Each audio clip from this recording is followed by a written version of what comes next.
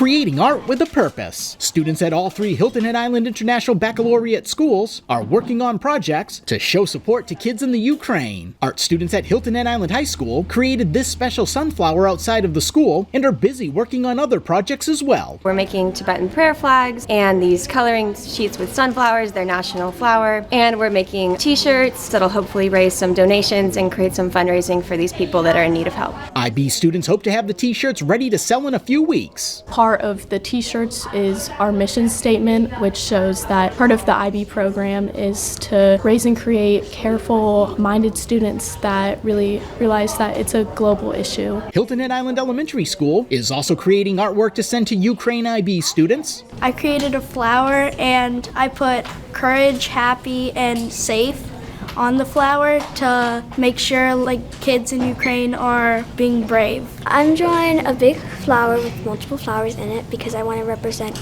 everyone in Ukraine who got their homes taken away from them. And at Hilton Head Island Middle School, students in a Spanish class decorated their door for the Ukraine. Basically, we just did it because students need to learn about, because we're International Baccalaureate, so it's not just about us, it's about all the world. They're also writing cards to send overseas. I just want to see if they're okay. It's been a very hard time for them, losing all people, their homes. I hope you are feeling well, and just know that we're always on your side. Students hope when kids in the Ukraine see the artwork they've created, they feel loved. I hope it sends a spark of hope and to let them know that they know that they're supported and we have their back. We hope that their students can feel supported by us through all our efforts, and they know that we are united with Ukraine. We just wanted to show people that they're not alone and that they do have someone, and even though they're going through a difficult time right now, that we're here for them and that we're praying for them and that they have hope.